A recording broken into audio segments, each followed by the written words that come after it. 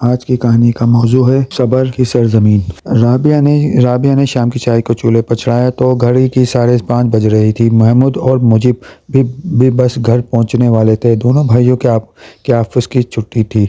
Timing मुख्तलिफ थी मगर घर से ऑफिस का फासला यकसा था और तकरीबन एक ही वक्त में घर आते थे। रुकैया बेगम बरामदे में बिछे तख्त पर बैठकर दाने खा रही थी और निगाहें दीवार घर घड़ी की जानिब थी। जो भी बेटा पहले आता माँ के पास रुक कर सलाम करता। राबिया, चाय बनाकर मेरे कमरे में ले आना। इतने में महमूद कपड़े बदल लेगा, मुजीब भी घर आ जाएगा, हम माँ बेटे इकट्ठे चाय पियेंगे। रुकैया बेगम ने बहू को बुलंद आवाज में मुखातिब किया। किचन में खड़ी राबिया को सास का ये फरमान असबर हो चुका था। जाने क्यों वो रोजाना बेगम ये बात करती है। चाय दम पर रख कर राबिया जल्दी से बेडरूम में जाकर सलाम करती, फिर महमूद को सलाम करके कपड़े थमा कर वापस किचन में चली जाती। महमूद कपड़े बदल कर माँ के कमरे में चला जाता। इतने में मुझे भी घर आ जाता। वो कपड़े बदल करने की जहमत के बगैर माँ के पास बैठ जाता। राबिया 3 कप चाय सजा कर सास, शौहर और देवर की खिदमत में पेश कर देती। इसका रुख फिर इससे किचन की जानिब होता। अब इसे रात के खाने की तैयारी करनी थी। शादी के बाद से अब तक इसका यही मामूल था कि शादी को 5 बरस होने को आए थे। सास ने इसके लिए इसकी रूटीन तो अब तक ना बदली थी। हाँ, वो 2 माह पहले इसके इकलौते देवर मुजीब की शादी होने के बाद घर की रूटीन कदरे बदल गई थी। मुजीब माँ का सलाम करने के बाद कपड़े बदलने अपने बेडरूम का रुख करता तो देर तक बाहर नहीं निकलता। फिर भी जब मुजीब का दरवाजा बजाकर राबिया इसे बुलाती, चाय ठंडी हो रही है। रुकैया बेगम ने राबिया को आवाज दी। नए शादीशुदा जोड़े का दरवाजा बजाना राबिया को मुयूब लगता था, लेकिन सास के हुक्म से सरताबी के बाद मजाल न थी। जब वो मुजीब के बेडरूम का दरवाजा बजाने जाती तो अंदर से इसकी आवाज़ बुलंद हो रही होती। राबिया जानती थी कि मुजीब की घर वापसी के साथ ही वो शिकवे और शिकायतों की पटारी खोल देती है। इसके कुछ शिकवे जायज़ होते तो कुछ बातों को वो बड़ा चढ़ाकर पेश करती। राबिया की सास रुकैया बेगम खास के मिजाज की खातून थी। इसीलिए राबिया ने गुज़िश्ता बरसों में इनके साथ मुश्किल वक्त गुजारा था।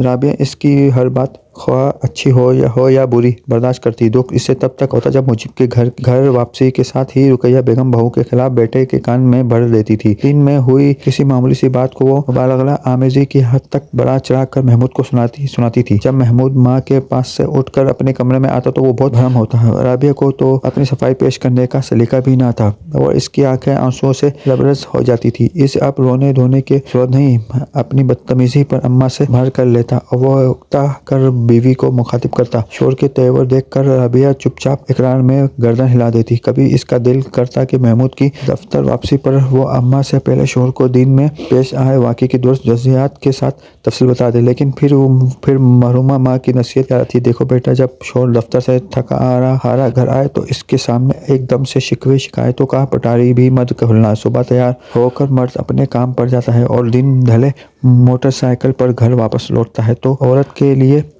वो महज मंजर की तब्दीली होती है, जबकि मर्द ने पूरा दिन घर से बाहर गुजारा होता है। गुजारे दिन में इस पर क्या बीतती होती है ये सिर्फ वो ही जानता है। हो सकता है दफ्तर में किसी से इसकी तकरार होती है, बॉस से डांट पड़ रही हो, घर वापस पर बाइक पंचर हो गई हो, और ऐसे बहुत दूर तक पैदल चलना पड़ा हो। घर बैठी औरत को इसके उलझनों का कोई अंदाजा नहीं होता। शोर के घर लौटते हैं वो अपने राम कहानी सुनाने बैठ जाए तो शोर भड़क भी सकता है। राबिया की शफीक माँ ने इसकी शादी के बाद दीगर बहुत की नसीहतों के साथ ये नसीहत भी की थी कि जो राबिया ने पहलू से बांध ली। फिर माँ ने तो अबदी सफ़र के लिए सफ़र बांध लिया।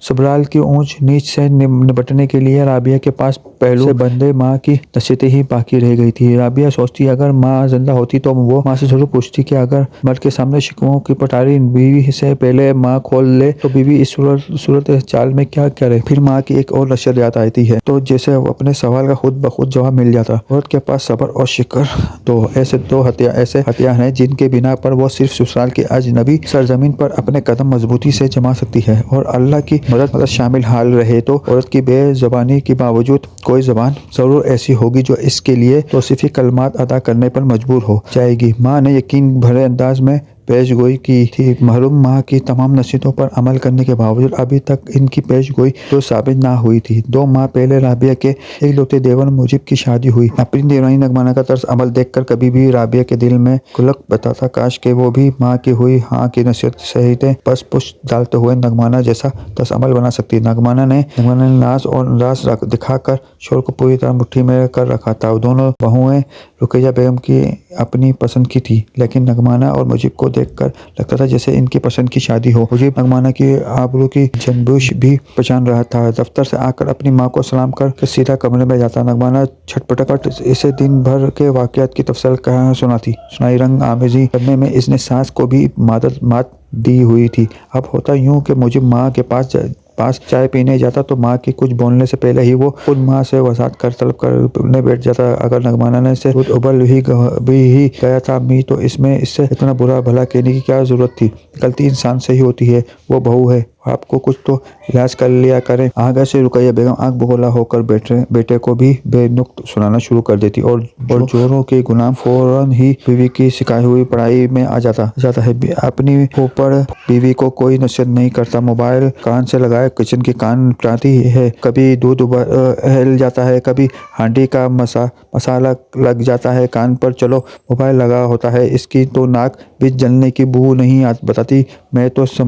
मैंने समझाने के वास्ते कोई नसीहत कर दी तो फिट से तेरी कान भर दी है। रुकैया बेगम बेटे पर बकती थी, तुम्हें रात की रोटियां थोपने पकाने की ऐसी क्या जल्दी रहती है, पता भी है वो अक्सर अपनी महारानी के साथ बाहर और दावत उड़ाता है। अब कितना रिस्क जाया हुआ, मगर रिस्क की जाया होने की इस घर में परवाह किसको है। भाई राबिया आगे से सास को ये ना जता सकती कि इस की मर्जी होने की वजह से भूख भी इनसे बर्दाश्त नहीं होती और इन्हीं का फरमान है कि रात 8 बजे खाना दस्तरखान पर चुन दिया जाए और सब घर वाले दस्तरखान को फिट आकर बैठ जाए। सब्र शुक्र के बाद बेज़बानी भी रवैया का हथियार थी, जिसकी बिना पर अक्सर इसे घनी मिसनी का भी खिताब मिलता। आज सास की हिदायत पर अमल करते हुए नगमाना ने मुजीब के दरवाजे पर दस्तक देते हुए इसे चाय के लिए बुलाया तो अंदर से नगमाना की झंझलाती हुई आवाज़ सुनाई दी, भाभी अम्मा से जाकर कह दे मुजीब को चाय नहीं देनी, शाम के 6 बजे चाय पीने की क्या जरूरत है, सारी भूख मर जाती है, फिर 8 बजे जबरदस्ती बगैर भूख के खाना भी पहुंचना पड़ता है। राबिया वापसी पलटने ही वाली थी कि मुजीब ने फौरन दरवाजा, रुकैया भाभी अम्मा से कुछ मत कहिए, मैं आ रहा हूँ, इसने बावच का मुखातिब किया। होना अम्मा के डर से तो दम खुश हो जाता है, नगमाना ने इस तर्जिया अंदाज में कहा। राबिया ने वहाँ से चले जाना मुनासिब समझा। जरा देर बाद मुजीब अम्मा के कमरे में चला गया। बीवी पर गुस्सा उतारने के अजाले के तौर पर अब वो माँ पर भी भड़क रहा था। अगर एक घर में एक सुकून एक पल भी मैसर नहीं, पहले बीवी की चीख पुकार सुनो, फिर आपकी इसके खिलाफ शिकायतों का दफ्तर खोल कर बैठ जाती है। इसने आपकी शान में कोई ऐसी गुस्ताखी तो नहीं की थी अम्मी, जो आप इतनी रंग आमेजी करके सारा किस्सा सुना रही हैं। मुझे माँ से खफगी भरे अंदाज में मुखातिब था। रुकैया बेगम बेटे के इल्ज़ाम पर आग बगोला हो गई। मैं रंग आमेजी करती हूँ, तुझे शर्म नहीं आई माँ के लिए ऐसे अल्फाज इस्तेमाल करते, बेहया बेगैरत। रुकैया बेगम के गुस्से का कोई ठिकाना ना था। वो नगमाना को भी बेनुक्ता सुनाने लगी। नगमाना को कुछ मत कहिए अम्मी, मुझे जैसे आपकी आदत का अंदाज़ा नहीं, पढ़ाई के बाद जितना अरसा मैंने नौकरी की तलाश में गुजारा है, मेरा बेशतर वक्त घर पर ही गुजरता था और आप दिन भर के वाक़यात की जो रिपोर्टिंग भाई के सामने करती थी, मुझे सब याद है। भाभी बेचारी तो आपके सामने मुँह से एक लफ्ज़ ना निकालती ही थी। आप जरा सी बात को इतना बड़ा चढ़ाकर भाई के सामने पेश करती कि मैं खुद आपका मन घरत किस्सा सुनकर हैरान रह जाता था। जो कुछ आपने रवैया भाभी के साथ किया वो ही नगमाना के साथ कर रही है, लेकिन मैं महमूद भाई की तरह कानों का कच्चा नहीं।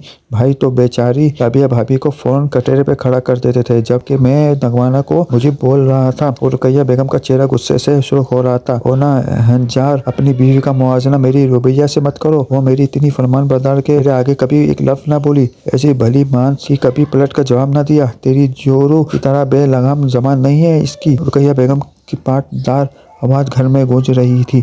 मुजीब भी खामोश ना था। वो भी आगे से कुछ न कुछ बोल रहा था। यकीनन अपने कमरे में मौजूद नगमा की भी सांस को कोस ही रही थी। पूरे घर में सिर्फ दो तफुस खामोश थे, महमूद और रबिया। महमूद के चेहरे पर थकान भरी मुस्कुराहट फैली थी। वो माजी में रबिया से होने वाली नाइंसाफियों और अपनी ज्यादतियों का शुमार कर रहा था। रबिया सिर्फ मामूल खामोशी से घर के काम निपटाने रही थी। रात को जब महमूद कमरे में आया तो रबिया चाय नमाज पर बैठी थी, आंखों से आंसू रवा थे। क्या हुआ रबिया, क्यों रो रही हो? महमूद हैरान हुआ था इसके ख्याल में तो आज रबिया के लिए खुशी का दिन था। सास ने सबके सामने इसकी अच्छाइयों का एतराफ़ किया था। आज अम्मी की बहुत याद आ रही है, इन्हीं के लिए दुआएं मग़फ़िरत कर रही थी। रबिया ने भरी हुई आवाज़ में जवाब दिया। फिर जाने चाहे नमाज निपटने के साथ आंसू भी पहुँचे थे। मैं माजी में तुम्हारे साथ बहुत नाइंसाफ़ी करता था रबिया। तुम्हारा मिजाज और आदतें जाने रखने के बावजूद जाने क्यों अम्मा के इल्ज़ाम तराशियों पर आंखें बंद करके यकीन करता रहा। महमूद शर्मिंदा था। शोर के चेहरे पर नदामत रबिया को दोहराना थी। वो फीकी सी मुस्कुराहट लबों पर सजाए शोर के पास आ बैठी। माजी भूल जाए महमूद, अब हम बाहमी इत्मीनान और मोहब्बत के साथ अपनी नई ज़िंदगी की शुरुआत करेंगे। इसने नरमी से शोर की मुखातिब किया। महमूद ने अपनी नेक तबीयत बीवी को मोहब्बत से मुस्कुरा कर देखा। रबिया को इल्म था कि माजी की गलतियों के इकरार के बाद वो अब मोहब्बत के इजहार के लिए दिल से फिक्र तरतीब दे रहा था। रबिया सरशार सी होकर मुस्कुराती थी। दिल ही दिल में महरूमा माँ को फिर याद किया। अम्मा की तरबियत और नसीहत रहायगा नहीं गई थी। सब्र का हथियार इस्तेमाल करके इसने ससुराल के अजनबी सरजमीन पर अपनी बका की जंग जीत ली थी। वो जानती थी कि रुकैया बेगम पल में तोला पल में आशा वाला मिजाज रखती है। वो मुस्तकबिल में किसी भी बात पर न सिर्फ इसी आड़े हाथों ले सकती है बल्कि महमूद को इसके खिलाफ भड़काने की कोशिश भी कर सकती है। लेकिन वो शोर की मोहब्बत के साथ साथ हमेशा के लिए इसका एतबार भी जीत चुकी थी। माँ ने सब्र के बाद अगली नसीहत शुक्र की थी और रबिया कारवां और आवाम अपने रब का शुक्र गुजार था।